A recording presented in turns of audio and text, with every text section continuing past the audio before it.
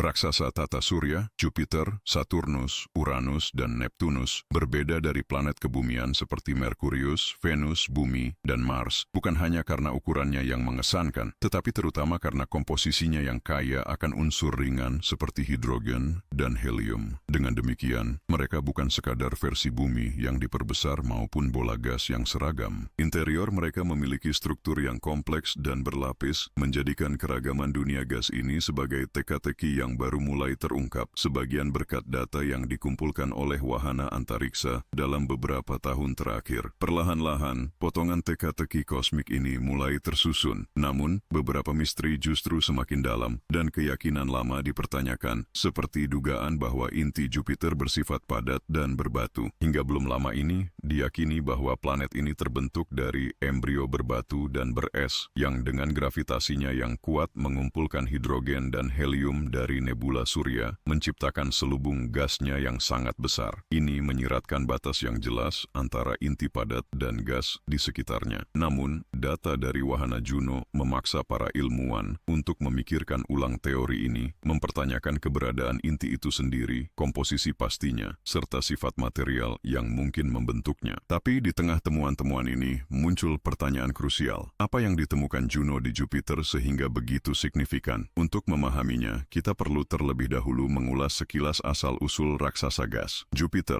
dengan diameter 11 kali lebih besar dari bumi, masanya setara dengan 3,14 kali planet kita, dan volumenya mengesankan, 300 kali lebih luas di tata surya. Ini adalah dunia ekstrim, di mana segala sesuatu terwujud dalam skala monumental, dimensi kolosal, warna-warna cerah, dan badai yang mengamuk, karakteristik yang seolah bertentangan dengan strukturnya yang halus, sebagian besar berupa gas, menyerupai komposisi matahari. Pada dasarnya, Jupiter terdiri dari unsur-unsur fundamental yang sama dengan bintang kita, hidrogen dan helium. Komposisi ini membuat kepadatan rata-ratanya hanya 1,3 kali lebih tinggi dari air dan 4 kali lebih rendah dari bumi. Dalam perjalanan hipotetis dari luar ke intinya, lapisan pertama yang ditemui adalah atmosfer turbulen dari hidrogen dan helium. Dengan jejak metana dan amonia, lapisan luar ini memiliki kepadatan atmosfer sekitar 10 kali lebih rendah dari bumi. Namun, seiring perjalanan menuju pusat, gas-gas tersebut semakin terkompresi, sekitar 10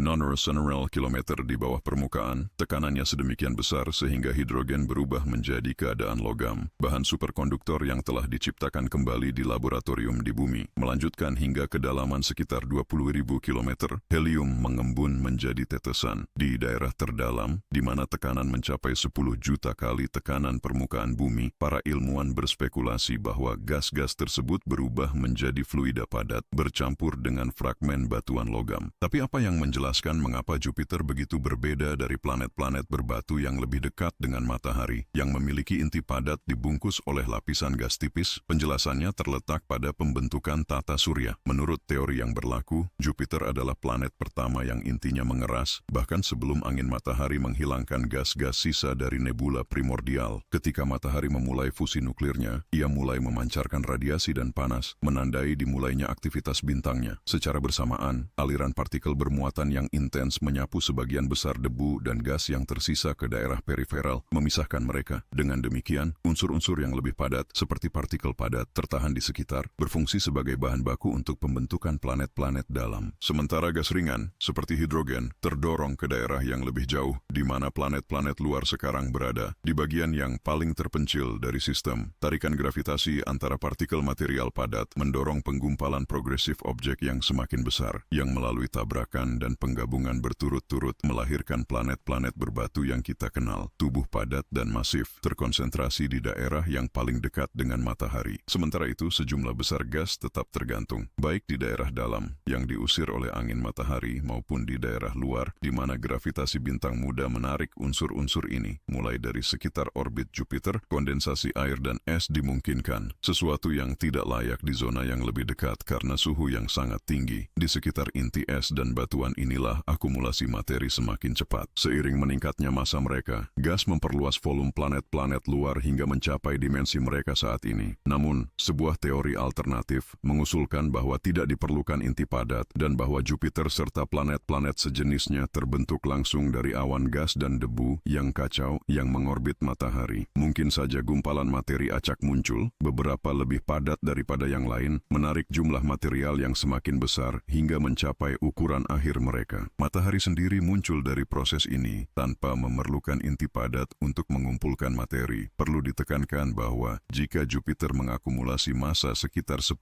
kali lebih besar dari yang saat ini dimilikinya di intinya, kondisi tekanan dan suhu akan cukup untuk memulai reaksi termonuklir, mirip dengan yang terjadi di matahari. Dengan kata lain, Jupiter bisa saja berubah menjadi bintang, dan tata surya kita akan menjadi binar, dengan dua matahari bersinar di langit. Salah satu petunjuk dari kemungkinan ini adalah fakta bahwa Jupiter saat ini memancarkan energi 2 kali lipat dari yang diserapnya dari matahari, sebuah tanda jelas bahwa masih ada proses kontraksi yang menghasilkan panas internal. Hingga belum lama ini, perdebatan tentang struktur inti Jupiter terbagi menjadi dua teori yang berlawanan. Satu mendukung keberadaan inti padat dan terdefinisi dengan jelas, dan yang lain menyarankan bahwa Jupiter tidak memiliki inti yang jelas. Spekulasi-spekulasi ini, yang didasarkan pada pengamatan lama dan kurang akurat, hanya bisa diatasi dengan pembuatan model ilmiah baru. Misi Wahana Juno, yang diluncurkan oleh NASA pada 2011 dan dimasukkan ke orbit Jupiter pada 2016, sangat penting dalam kemajuan ini. Wahana antariksa ini terus mengelilingi planet setiap 5,3 hari, mendekat hingga hanya 4.000 km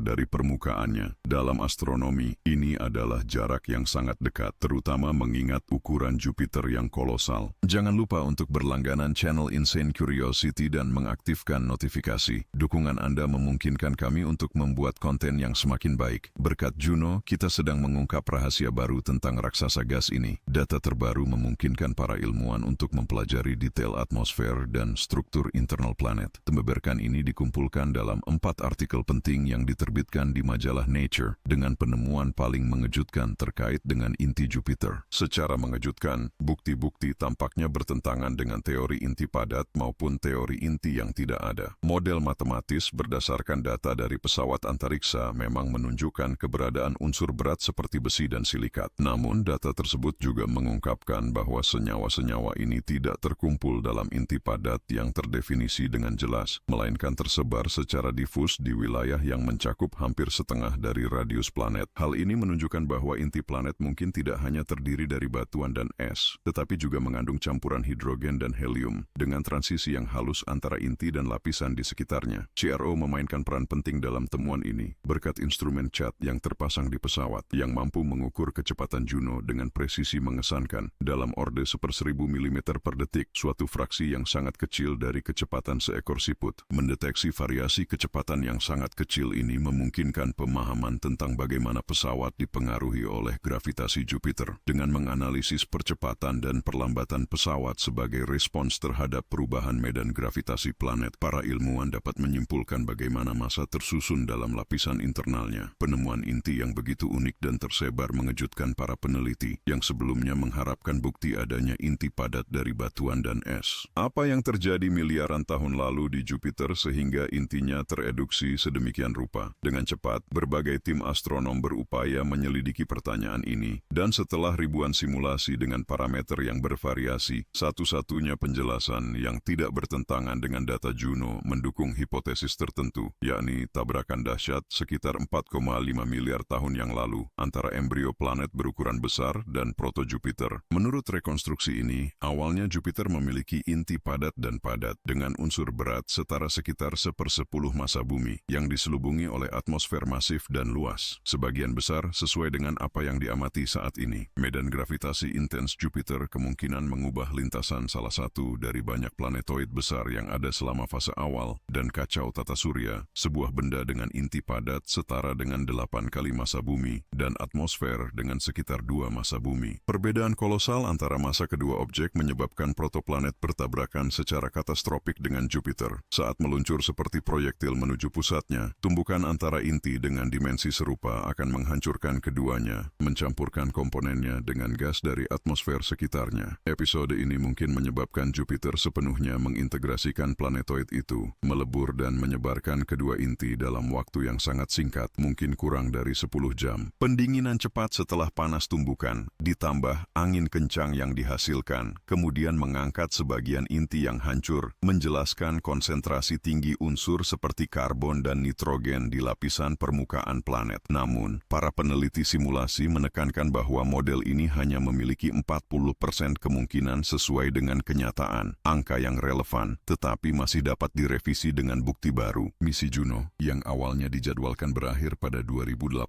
diperpanjang operasinya hingga 2025, memungkinkan setidaknya 30 pendekatan baru ke planet. Peralatan pesawat ruang angkasa dapat memvalidasi atau membantah informasi tentang struktur inti, serta menyarankan alternatif untuk pertanyaan ini. Selain itu, lintasan Juno akan memotong dalam beberapa tahun mendatang. Selain itu, lintasan 3 bulan terbesar Jupiter, Ganymedes, Europa, dan Io akan mendekat hingga 1000 km dari pesawat ruang angkasa pada pertengahan 2021 dan hanya 320 km dari Europa pada akhir 2022. Misi Juno telah menghadiahkan kita dengan gambar-gambar menakjubkan Jupiter, dan kini kita menantikan dengan penuh harap untuk mengetahui apa yang akan diungkapkannya tentang lanskap magis bulan-bulan Galilea.